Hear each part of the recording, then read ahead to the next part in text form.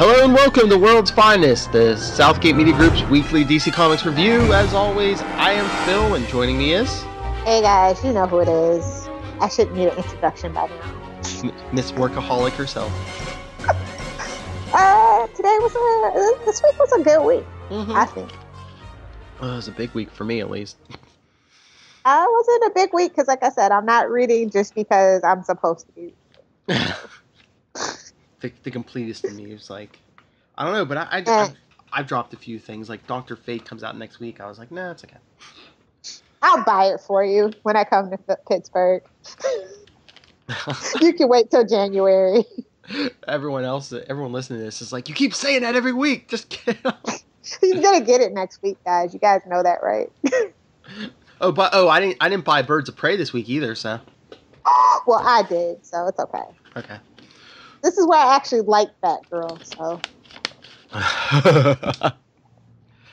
All right. So where do you want to start? Well, I know you didn't read Earth 2. No, you can go ahead and fill us in on that tragedy. This was definitely the final issue. Definitely.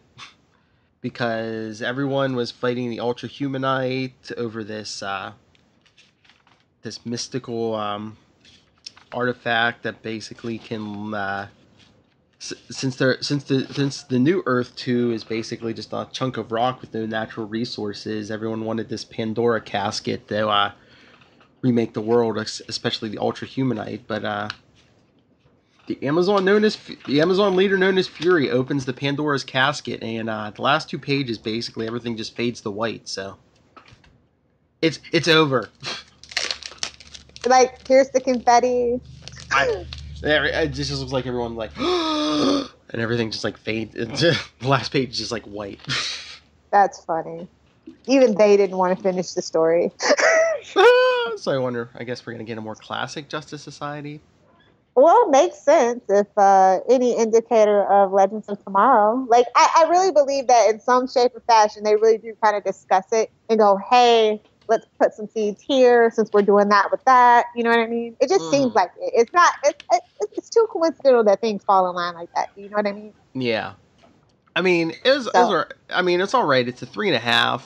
It was just, well, I mean, you were trying to be funny, but yeah, basically it's just like all these storylines are going on. Dick Grayson finally found his son, and, you know, all this other stuff's going on, and then boom, it just stops. They tied up nothing. They're like, we don't care, you don't care, goodbye.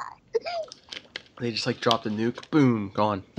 Well, that's what I wish would happen to all the New 52, but...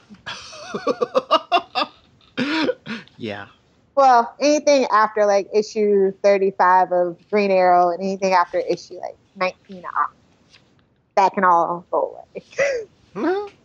So, the only Wonder Woman that I like to read still, apparently, is Wonder Woman 77. Which issue is this? Number 27. And if you're not into digital comic books, like, I think this will definitely get you in. The art is great. The story is really great. It's really interesting reading something from a 1977's perspective in a 2016 world. You know what I mean? Mm-hmm.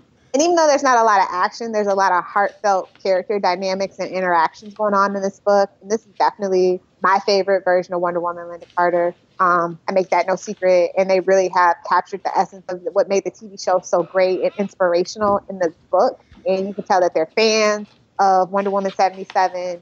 And it just kind of really makes a difference. So I enjoyed the story. This was the conclusion of Seeing Stars.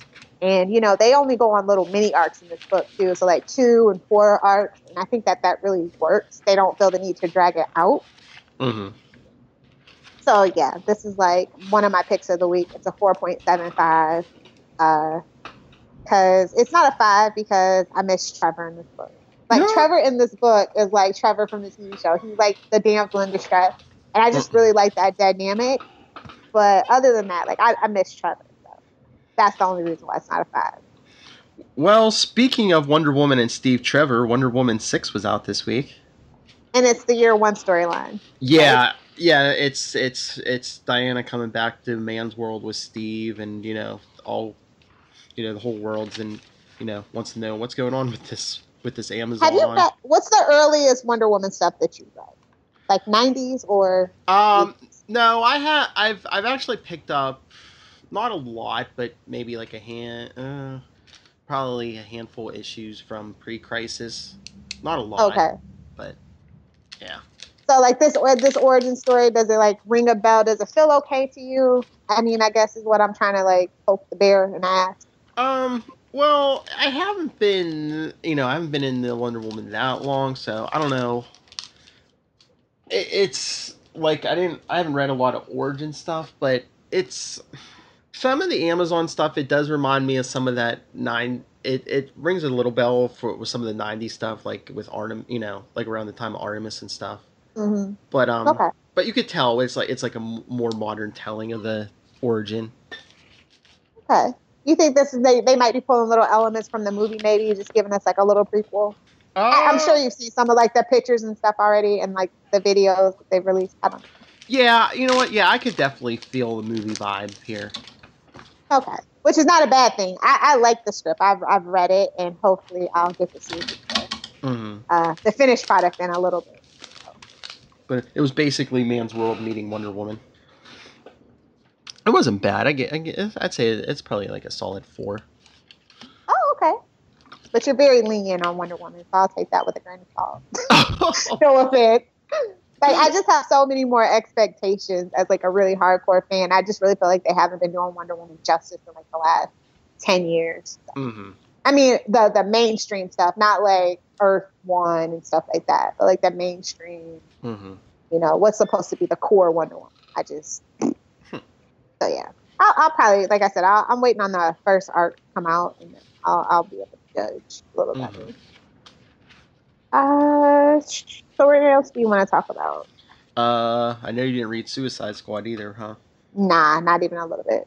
I don't know. It's all right. It's like this issue and last issue they've been splitting it in 2 stories. The first one is the team breaking into this, and there's like this. They have to get this mysterious object, and you might find this interesting. Rick Flag sees what it is, and he's like, "No, we got to get out of here now. Don't touch it." Of course, Captain Boomerang has to touch it. There's a big explosion, and a figure pops out of like this. I don't know what this ball is supposed to be, but this figure rips out, and guess what he says, Lil? What does he say? Kneel before Zod. Ah, sigh. I need a sigh button. That's gonna be my thing. I gotta find that. The closest I can do is. Yeah, basically. Just like going there already, huh? Issue 2. Yikes. Oh hey, I mean look what they took down in the movie.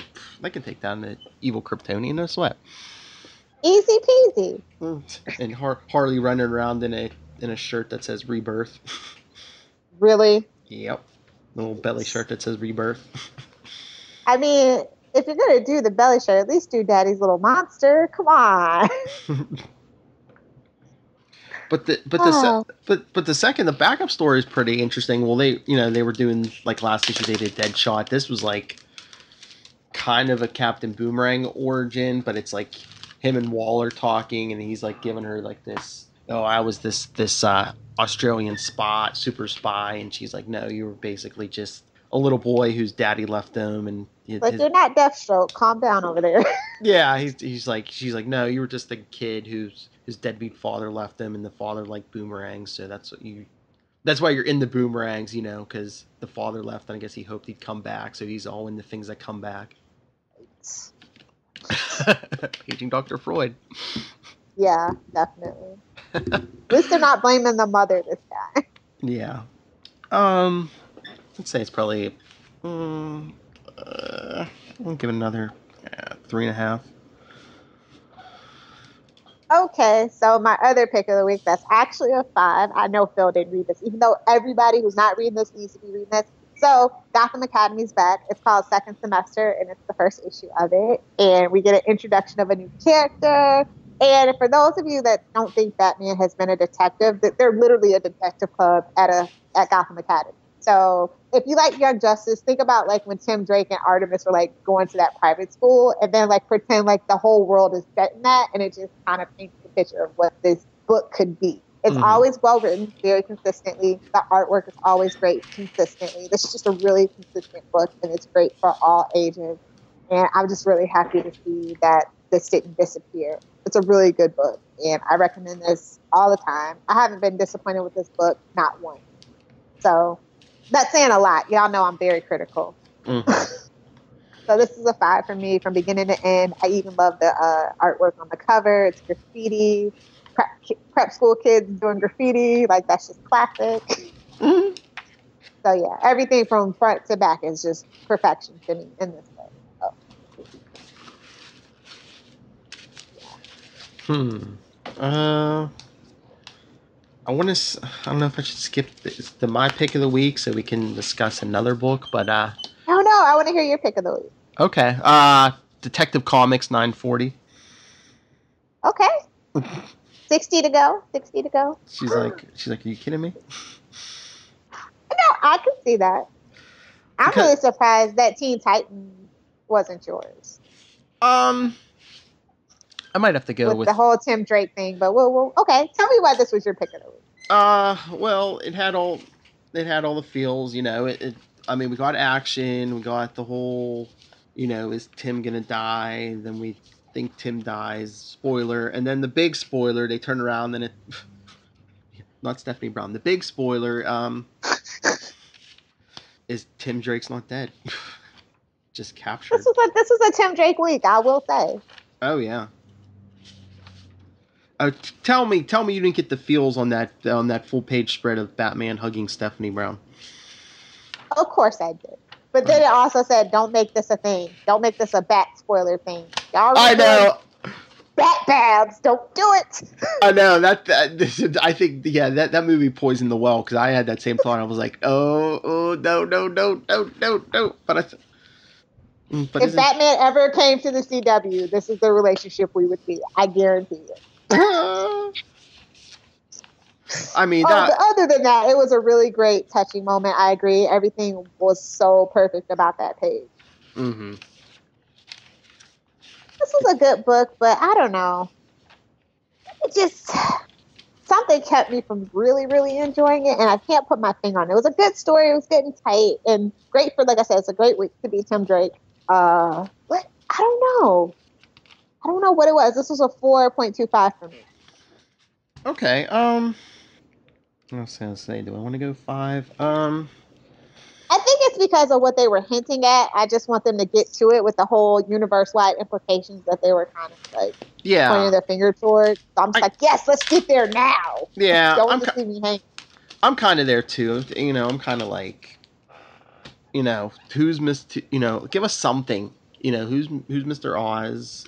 Why he was interested in our Superman. Now he has a interest in keeping Tim Drake imprisoned. Why? Yes, exactly. And it's going to be like, oh, that future him from Batman Beyond. I just smell it. I don't know how they're going to do it, but I feel like that's going to come into place somewhere. Oh, that's true. We still have that little thread hanging somewhere. So. I was just waiting for him to have that Tim Drake locked up and to have the Tim Drake from Batman Beyond locked up too. Yeah. Just like a hallway of Tim Drakes. But yeah, I'll go 5 on that. I'll say it's probably one of my pick of the weeks. The artwork was amazing. I'm not even gonna lie. Like, oh yeah. I just want to say shout out to the guy that writes this book because I don't think it's an easy feat when you have the other guys write Superman to really like stand out. You know what I mean? You got Scott and who else is writing Superman right now? The other guy. You know who I mean. So James is doing a really great job standing out and making this book feels uniquely like him. You can tell that he's a fan, and I really appreciate that. And the Batwoman thing is, they're still making her interesting. She hasn't done anything like that made me mad. Like, you know what I mean? Yeah. So she's starting to be a really good, strong female character, and I like that.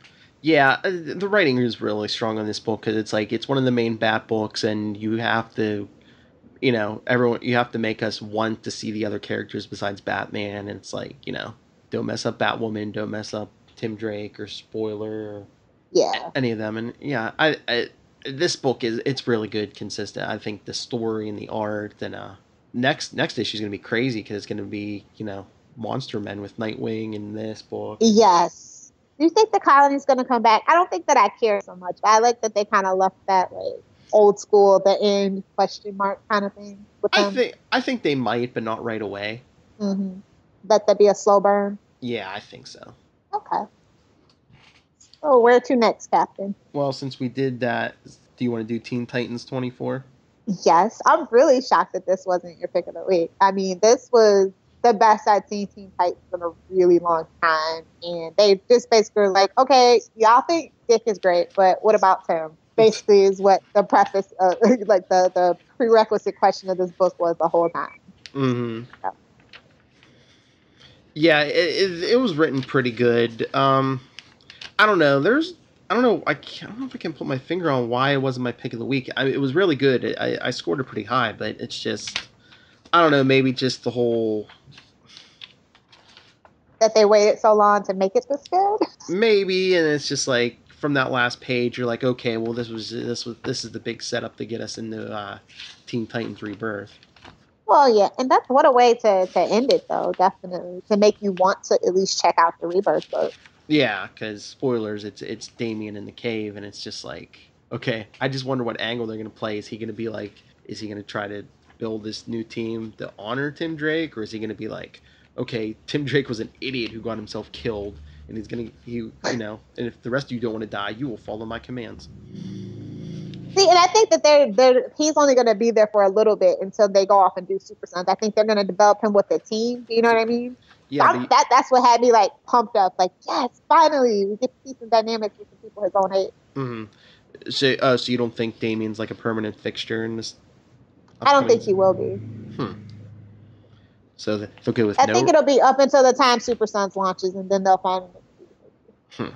So are they going to go with no Robin, or are they going to be bring back Tim Drake? They could just throw Stephanie in there. That's true. I mean, they could throw anybody that's one of the Bat kids in there. Oh no! So, do you think? Well, do you think either in a Titans book or Detective somewhere? I mean, she has her own identity, but you don't think Stephanie would take the Red Robin identity, would she? I was thinking that because what book did they just finish dealing with the Red Robin issue with? One of those books we were reading. What? So they left it there. They kind of left that Red Robin situation kind of in the air. So that's quite possible. We've been wanting a Red Robin book. Maybe it's just not the way you wanted it. So who knows? Because I think Spoiler has kind of written her time out, and that whole, they might want to rewrite that back history a little bit or something. A little more heroic, even. Mm-hmm. So I'd be okay with that. I mean, I like her origin story, but it needs to be updated just a little bit, maybe. Yeah. This is why they don't do the Batgirl road where she's taking selfies. Please. I mean, if anybody that would have made sense for it would have been her, honestly. Oh yeah.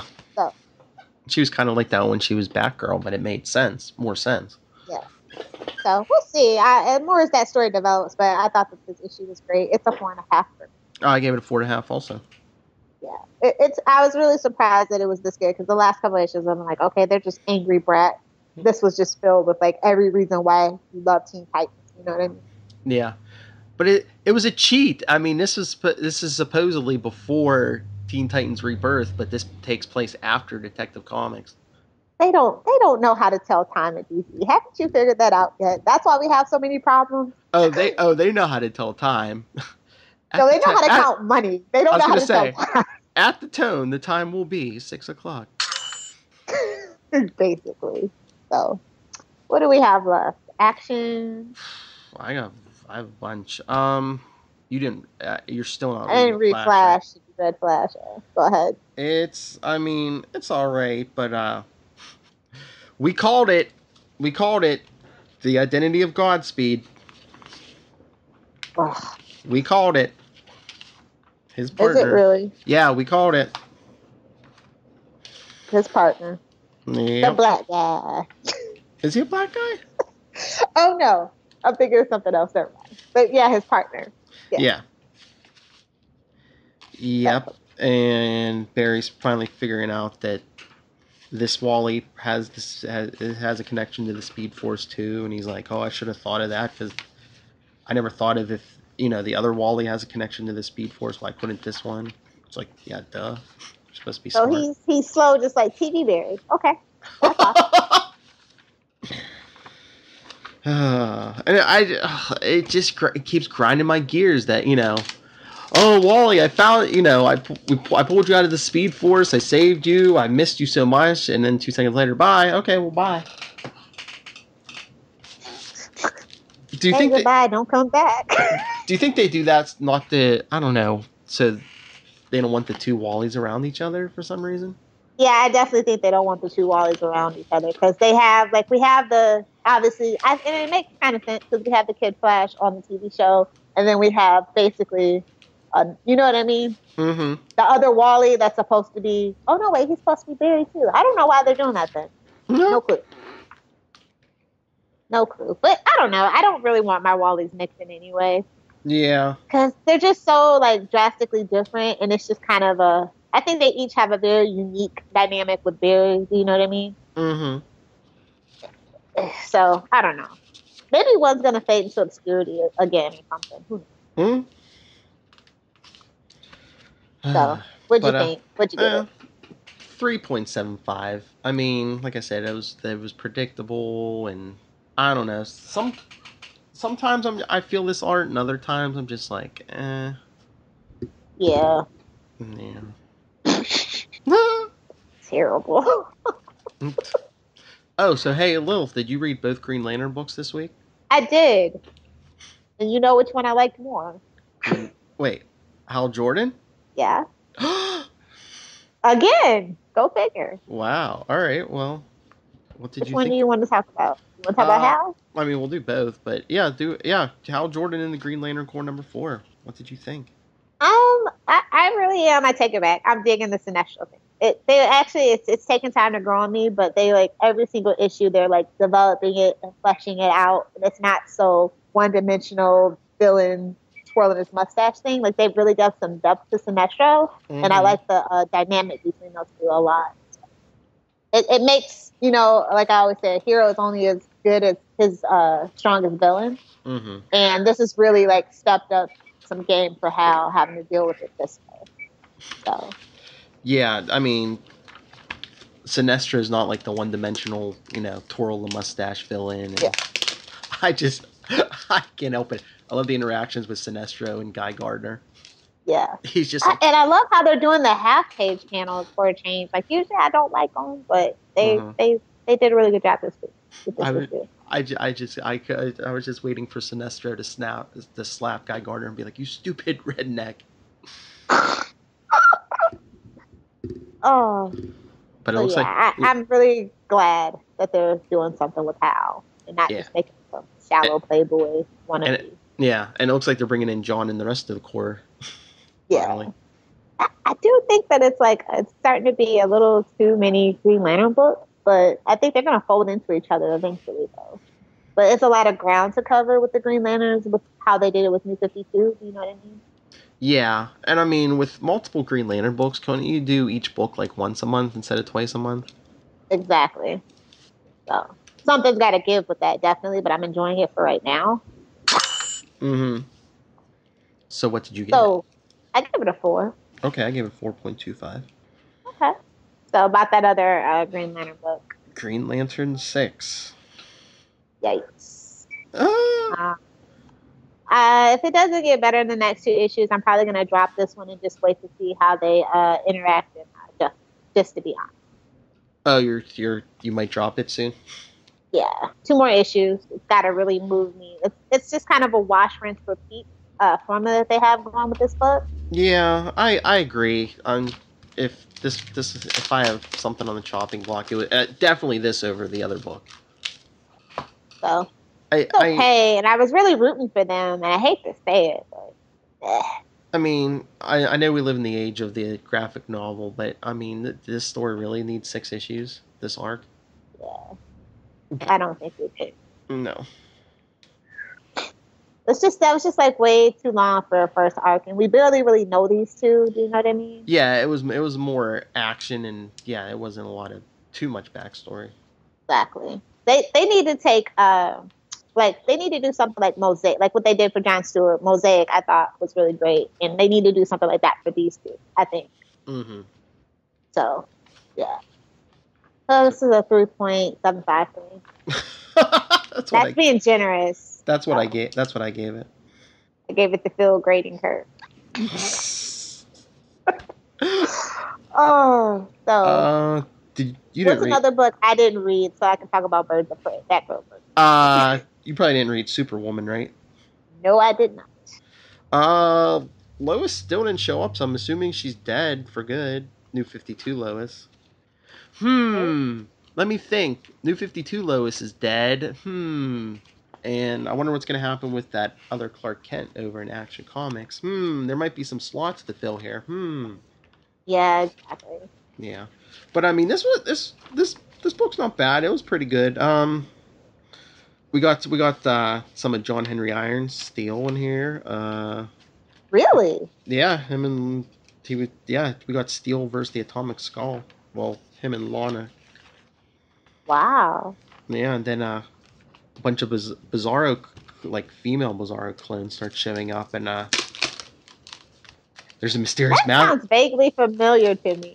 Well, Lex gets captured by this mysterious mastermind, and they reveal on the last page who it is. Spoiler alerts, would you like to know who it is? Yes, please. Lena Luthor. I knew it. Freaking Supergirl connection. I knew it. See? Yeah. That's very interesting. I might have to read this when it comes out. Oh, yeah. Just to be like, what other seeds did they plant here? Oh yeah, you know, yeah. I would say, yeah. If not before the trades, you got to pick it up. Yeah. So, what'd you give it? I'm gonna give it a solid 4.25. Ooh, that's pretty good. Mm-hmm. So Batgirl and the Birds of Prey #2. I'm trying to appreciate what the Benson sisters are doing. That this is an all-female led title. The artist Claire Rowe is also female. But I don't know, man. It just feels like it's jam-packed with action and no character. Like, depth. And they really, I like Batgirl with these two, but this one was more about Huntress and Black Canary, so I was happy with that. Mm-hmm. Because, I don't know, Black Canary and Huntress have kind of been on the back burner for a while, and I think it is time to reintroduce them to a quote-unquote younger generation or a wider berth of fans. It was a strong issue, but something just held it back for me, and I don't know what it is. Maybe this is just this is too slow of a burn, you know what I mean? Whereas Batgirl, you're just right in there. She's already traveling the world, and she's having her adventures.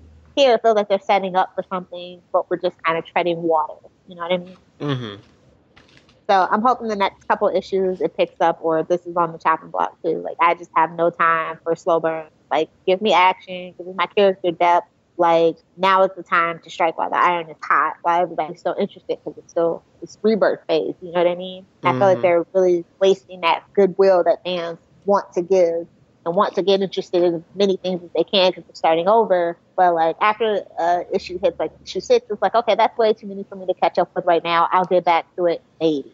So that's my only concern with this title, is that they've kind of taken too long to really make it interesting to hook the readers if you're not already a fan of Birds of Prey, you know? So yeah, this one was like a 3.5 for me. Ooh. It's on its warning. It's on its first warning. C+. So, what else do we have? You want to do Action 963? Yes. 37 more to go. Why do you want that $20 book already? I got to start saving up. It's going to be a $50 book. Are you crazy? Get your money ready, people. It's going to come with a built-in 3D hologram on the cover. Oh yeah, it might. It might. Yeah, I like this one actually. This is the first time that it's come back where I was actually fully like engaged in the Doomsday thing. Is like, you know what I mean? Like, okay, we're past that. Yeah. It definitely they kept this tight, I think. Oh yeah. And I'm finally getting into it, so I'm happy. Well, can they just come out and tell us this Clark Kent is, New 52, a powerless New 52 Superman? Right? Like, we all know where this is headed. Just give it to us. We long for it. We crave it. Because, he even got the lie detector test, and it's like, yeah, they ask, are you, well, I don't know how he passed it. In his mind, he's not Superman. I don't know. It's the opposite of Batman.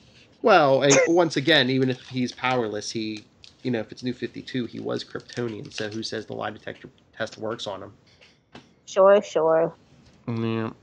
That yellow sun is just the cure all for everything, ain't it? Unless you're Zod. Oh, now easy. Too soon? Am I too soon? Let's not lose our heads here. Ooh. That was Kelly worthy right there. Thank you. What? Thank you. I think that they're definitely still meandering around with the story a little too much, though. But this was tighter than the previous two issues, so I'll give them that. Yeah, but it's like, once again, how long will they drag this Clark Kent thing out? Tell us who he is and kill him off so, Lois and Clark can get back to the planet. Exactly. But I was thinking... I did enjoy the cover, though. That was the best thing about this title. No offense. Oh, yeah. The cover was great. But I just, Lois and Clark are going to reappear, and it's like, oh, by the way, we have a kid. We adopted him. I know, that's so sad, though. To have to tell her when their biological kid is their adopted kid. Like, when did you have time to do this? We didn't even know you were dating. Oh, God, that's right. If they think they're New 52, oh, this is going to be great, though. We dated in secret. Got married in secret. So we can keep working together. Okay.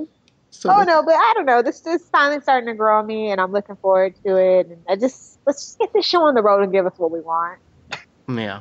So what did you give it? I gave it a 3.75. Okay. I give it a 4. See, we're right there. Mm-hmm. I'm just a little more cynical as usual. Well, of course. Oh, what does that leave us with? I got 3 more. Did you read Deathstroke? Yep, but I didn't read All-Star Batman, so. Okay, well, lucky you. Yeah, that's what I heard. That's what I did. But you did read Deathstroke? Yeah, I did. Still enjoying it? I haven't regretted it. I'm still enjoying it. Mm-hmm. I like that we're focusing on Wintergreen. Like, that's been a long time coming. Although I was disappointed with Arrow when they kind of switched a little bit. You know what I mean? They took some of each for Deathstroke. Mm-hmm. So I like what they're doing right here. This whole kidnapping thing. I think that the flashbacks are some of the best I've seen in a comic book in a long time. Oh, yeah. I mean, it reminds me of some of those older stories, just with the family. Yeah. It's very high-level intrigue and espionage, too. Mm-hmm. And it's like lots of violence and things like that, but it's like a mature way of telling the story. Like, I'm really digging it, to be honest. Yeah, so am I. I think they're bringing back a lot of the classic stuff that made the character great, kind of like what they're doing with Hellblazer. Yeah, which is a good thing. What?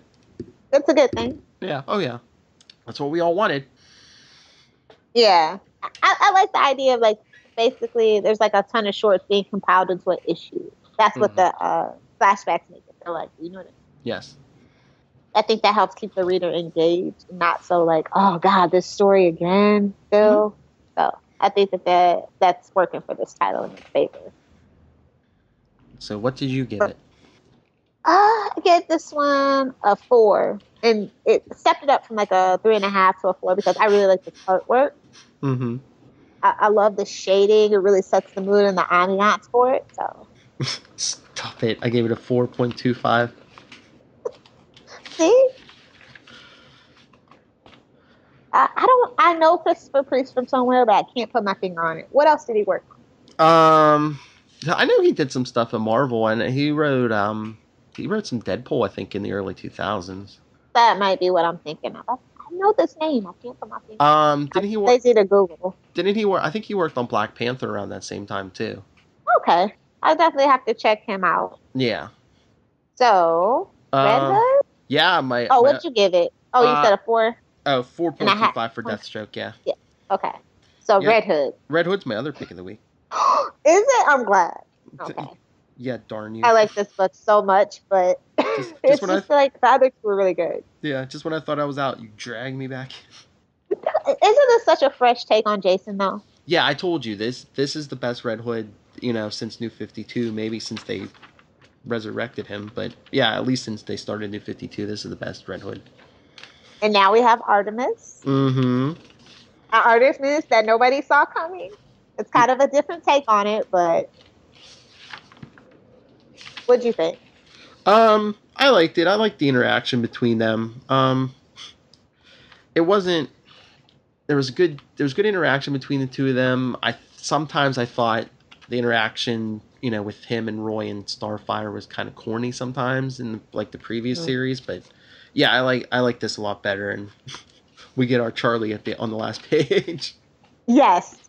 So everybody's been wondering how Bizarro is going to fit in, and it's just like, well, and like I said, I've been fortunate enough to know how that comes together for a little bit, and I've been really excited as each character gets introduced, because it just gets crazier and funnier and crazier and funnier, but still keeping Jason, giving him such wonderful character development. You know what I mean? Mm-hmm. I'm really glad that they're focusing on more past Robins and really fleshing everybody out. It's not just a Dick world. You know what I mean? Yeah. I think they really are trying to make everybody in the Bat family their own powerhouse in their own right, and I really appreciate that. Oh yeah. So you've read ahead? Yeah, I think up to what is it, issue 4? Yes, issue 4. So the Sinestro stuff good?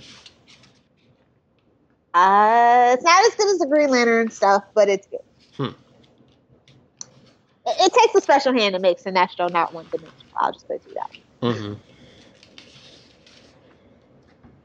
But yeah, when Bizarro shows up, you're gonna yep, we're renaming this to Red Hood and the Outlaws. Read comics.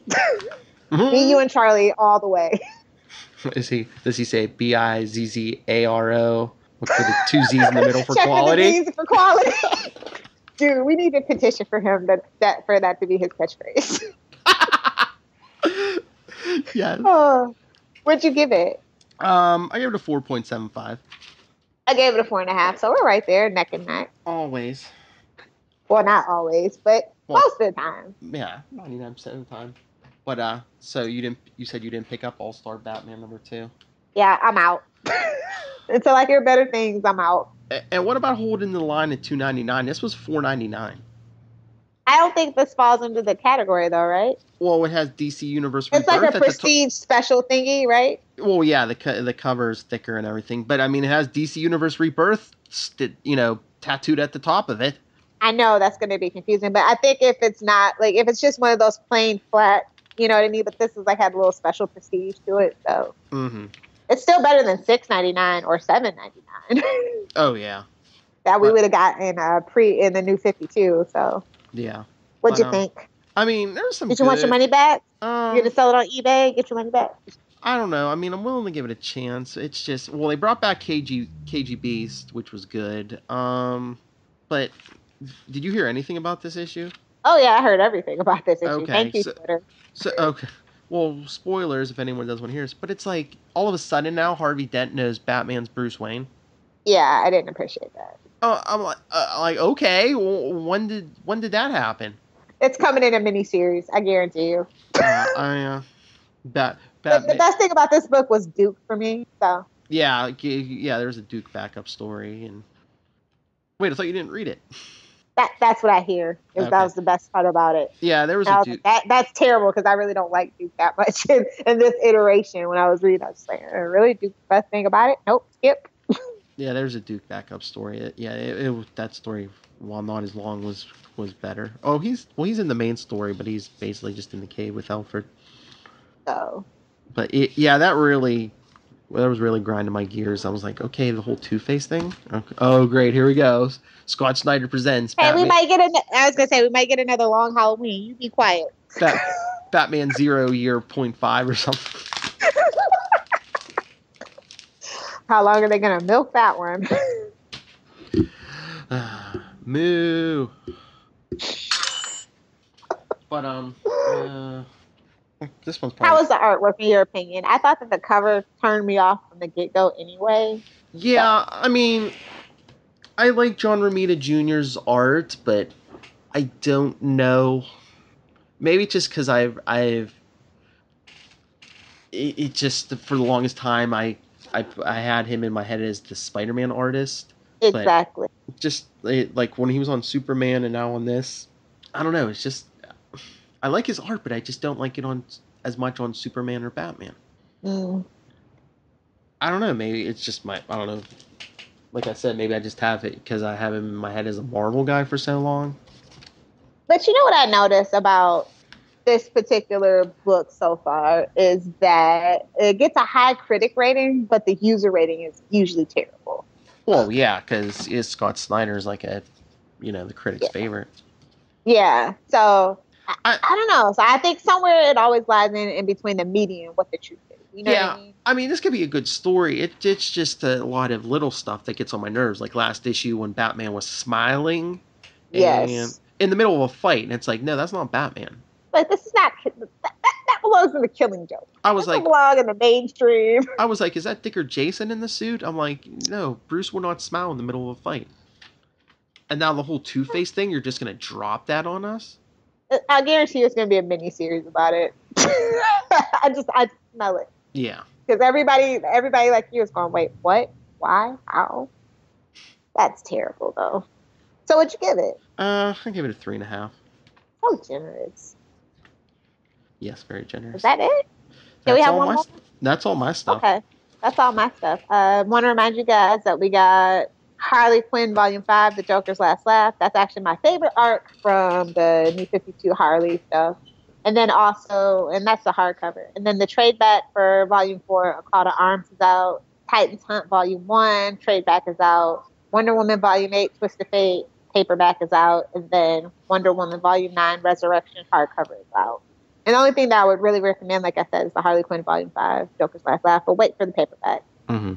So, yeah. And I don't know if you've read it already, but it comes out next week. Trinity number 1. Yeah. You did read it? No. Okay. I haven't heard good things about it, though. You haven't? No. I haven't heard anything yet, so. So, fingers crossed, because that's something that I really wanted to see explored again. Like, I thought that the first one was really good when they did it the last time before, was it right before New 52 or right after New 52? The Trinity War, whatever it was. Oh, yeah.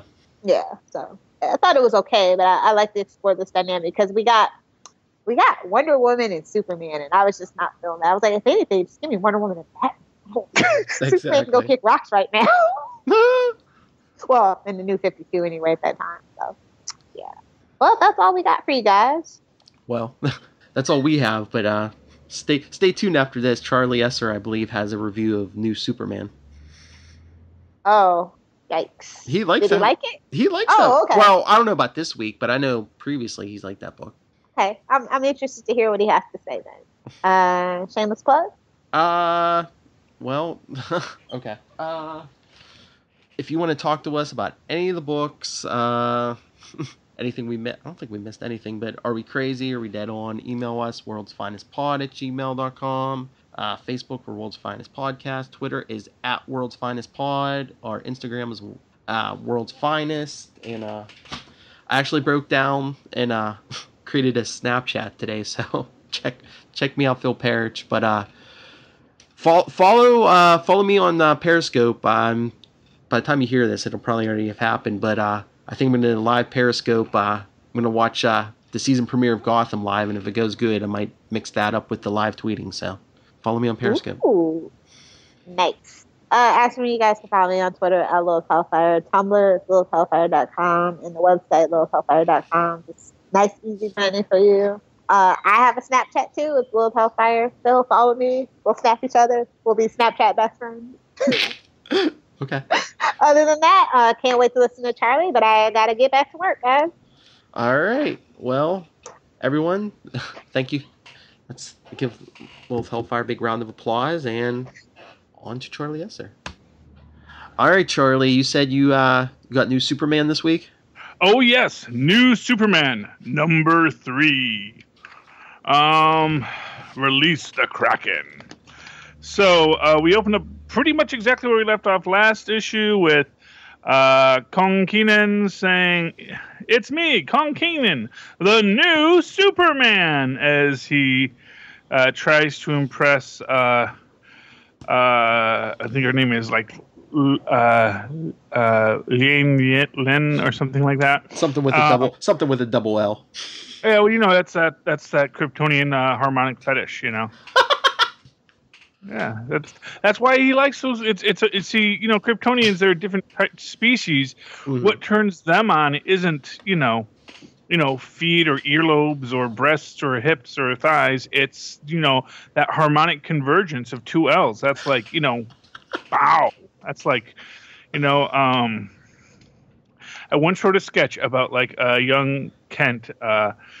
Young Clark Kent and Martha Kent finding under his bed all these like easy reader books that were like Lois licks the lollipop, and he's like, "Mom, please, no, don't read that." It's because that's how Kryptonians are. Perverts. Yeah, well, that's their thing, man. Anyway, so opening up, basically, Kong Kenan is just blowing his secret identity.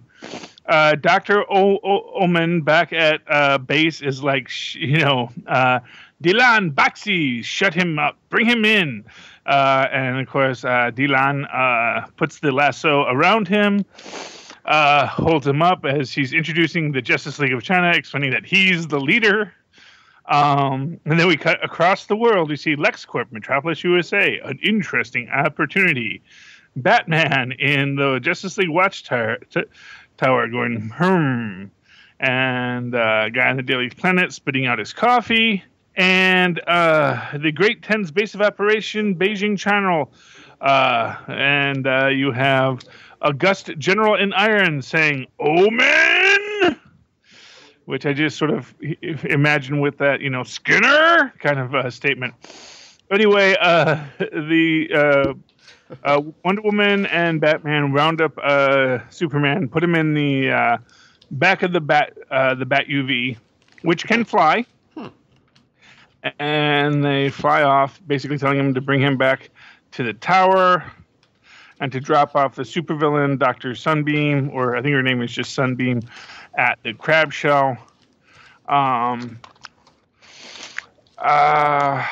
Basically, Kenan's father is at his secret base with his little group of counter-revolutionaries. And then, of course, his son's on TV. He says, "Isn't that your son, the new Superman?" What? Then the Bat UV goes underwater to go to the crab shell. And he's like, "Wow, this thing can swim too." He says, "Batman to crab shell. Come in, crab shell. Wonder Woman and I have a perp in custody." And Wonder Woman says, "Maybe two." Yeah, it's not going to be a good day for poor Kenan. They go to the crab shell. They find out they've got all these supervillains under wraps. Basically saying that 5 years ago, about a year after supervillains started showing up in America, they started showing up all over China. One of the prisoners apparently recognizes Kenan. August General in Iron is basically telling Dr. Omen that, she's a loose cannon. This will not stand. He's going to bring her down. You can definitely see August General in Iron is the more heroic of the two. Is sort of the I don't know who's the bureaucratic good guy in DC universe, but to Omen's Amanda Waller, August General in Iron is that maybe. Yeah, I don't know who Waller has interactions with in the DC universe, but I'm going to assume there's someone, and that's the role that August General in Iron is playing here. I'm really very happy to see August General in Iron. Basically, they tell Kenan, "Oh, you took off your visor." He says, "Yeah, it was easy once my super strength came back." And she says, well, there's other, that wasn't my only compliance device, and basically shoots him with a kryptonite ray, you know, severely damaging him. Then and this is what I really loved about this episode. We get this scene where basically, you know, Kenan's doing his research on superheroes, you know, because they want him to do the homework, because they want him to know how you be a superhero. And then Daylan comes in, she's got like this, I guess, I don't know what kind of cola it is or soda, but gives him like a can of soda that she says, I heard this was your favorite, and they're talking. And you really get this interesting thing, especially when Baxi shows up. We do see why he keeps on being called Tubby, because he is kind of a big guy. I mean, he is definitely got a bit of a beer gut. Reminds me a bit of Boulder. I mean, he's got the big arms, too, so he's probably strong and muscular and a tough guy, too. But he does have that protective layer of fat, you know, over his abs, so you don't scratch him. We also see that he's got sort of this dumpling face. You know, he's got little freckles all over it. And you kind of get this sense of youth to these characters, you know, that these are almost like, even though they're supposed to be the Chinese Justice League, that you really get this sort of almost Teen Titan vibe to them. That these are very young, very new heroes. And what that implies, you know, the idea that maybe they're easily manipulated, which is why the Bureau of Self-Reliance has them. And, you know, maybe they are engaged in a great deal of hero worship, too, which is why, of course, they're all modeled after other superheroes.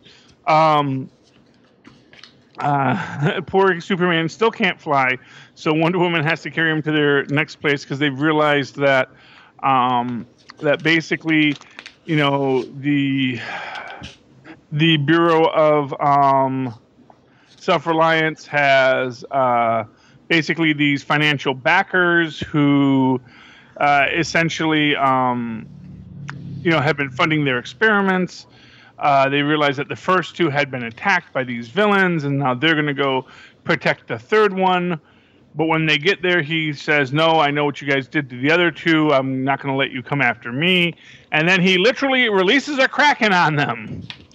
And it's this big multi-headed Hydra with acid blood.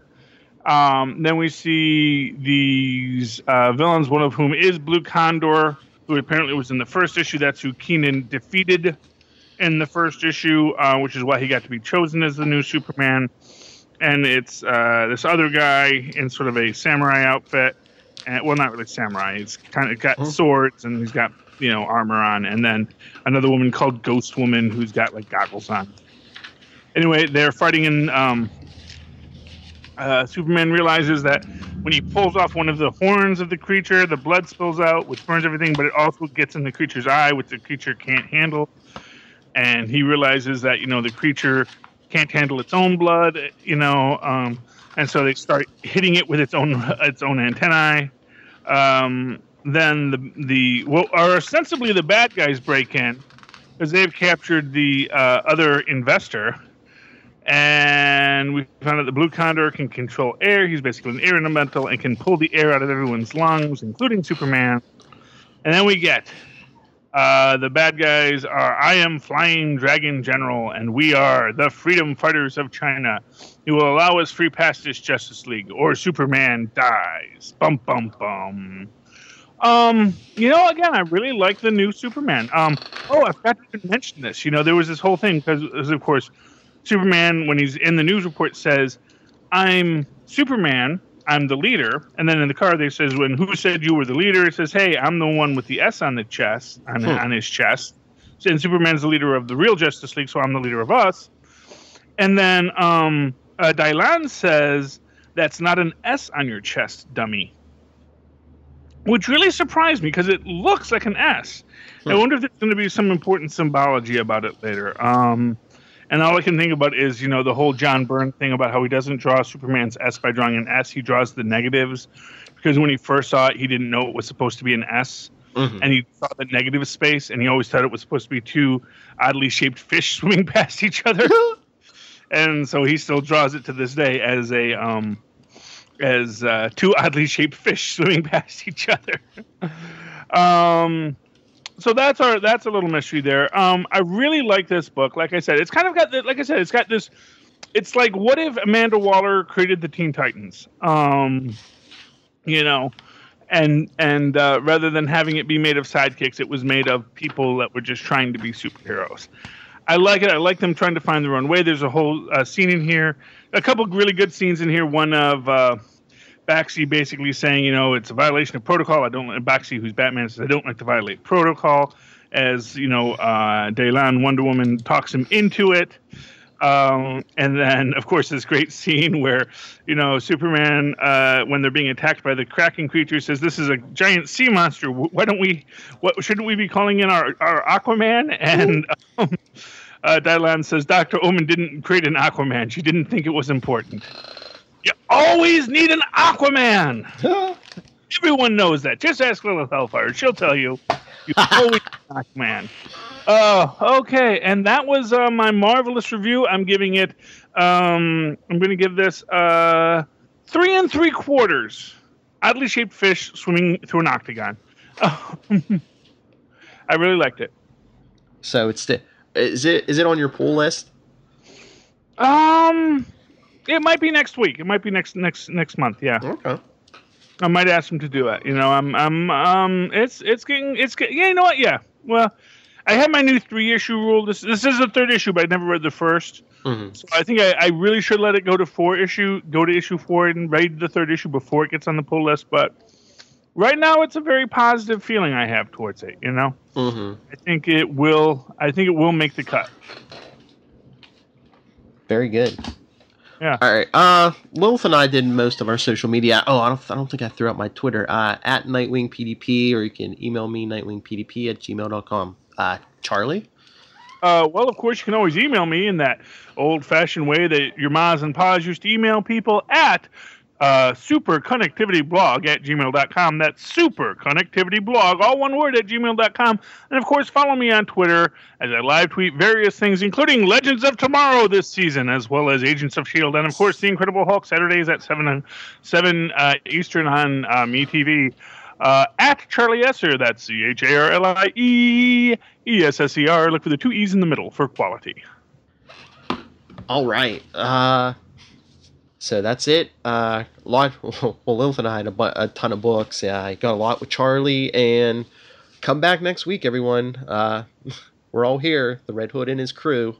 Charlie, you'll have to listen to earlier in the episode to get that reference. But all right. Finally, Bizarro? What? Did we find his Bizarro finally in the book?